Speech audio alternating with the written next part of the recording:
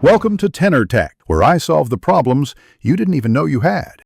You begin by preparing both devices, enable USB debugging on Android, update WhatsApp, and put the iPhone in factory reset setup mode.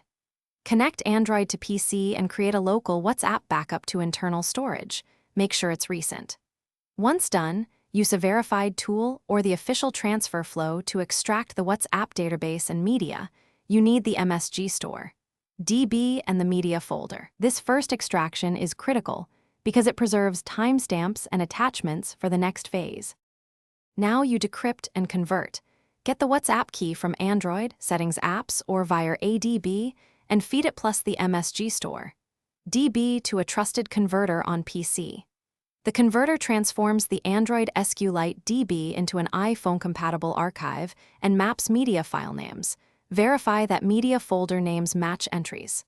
Once converted, package the result as the expected import format and prepare iTunes/Finder or an import utility to inject the converted data into the iPhone file system during WhatsApp setup. Final step, install WhatsApp on the iPhone and verify with the same phone number used on Android. Before opening WhatsApp, copy the converted archive into the iPhone WhatsApp container using Finder, iTunes, or the chosen import tool.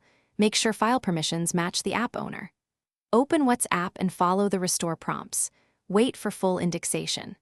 If chats or media are missing, try re-importing the converted DB, confirm key validity, or rerun the converter with verbose logs to spot mismatched file names.